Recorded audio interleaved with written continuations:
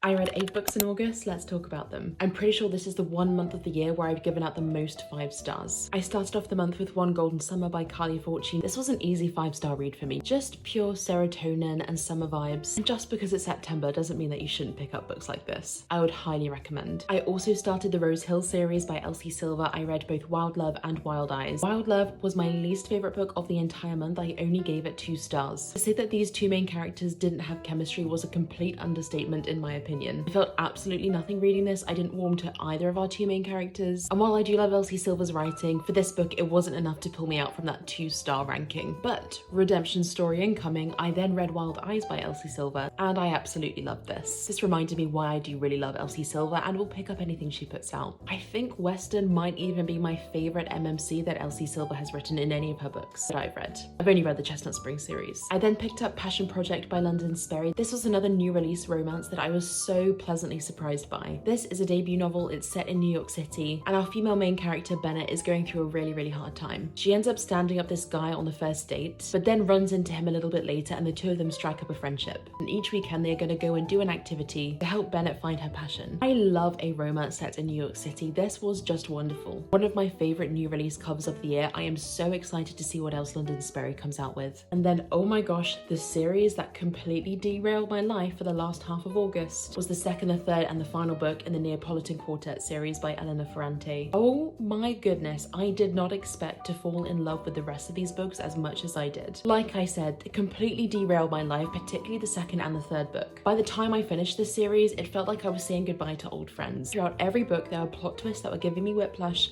there were cliffhangers at the ends of every book, so much drama, so much angst, so much heartbreak, and just all of the mess and the turbulence, the jealousy, the admiration that comes through a lifelong friendship. I could not recommend this series more. While it is of course the work and the brainchild of Elena Ferrante, I do feel like the people that translate these books need to have more recognition, because without their skill in bringing these books across languages, they wouldn't affect us as deeply as they do. So a huge shout out to Anne Goldstein, who was the translator of these 4 books. And then I had the pleasure of reading Lovers and Friends by Abigail Maskell. I was very kindly sent this by the author herself, and honestly, look at what a gorgeous cover this is. This is also a debut book, and again, a very impressive one at that. I gave this 4 stars following 3 main characters. We have India, we have Nellie, and we have Oliver. Nellie and India are best friends. Oliver and India are siblings. The main focus of this is Nellie and Oliver's romantic relationship. They are just the definition of the right person, wrong time. This is described as being for people who really love one day or normal people, but who also love that toxic nature of things like Magnolia Parks. Not many people have read this, but I really hope more people pick this up. I'm really going to be keeping my eyes out to see what Abigail Maskell comes out with next, because this was really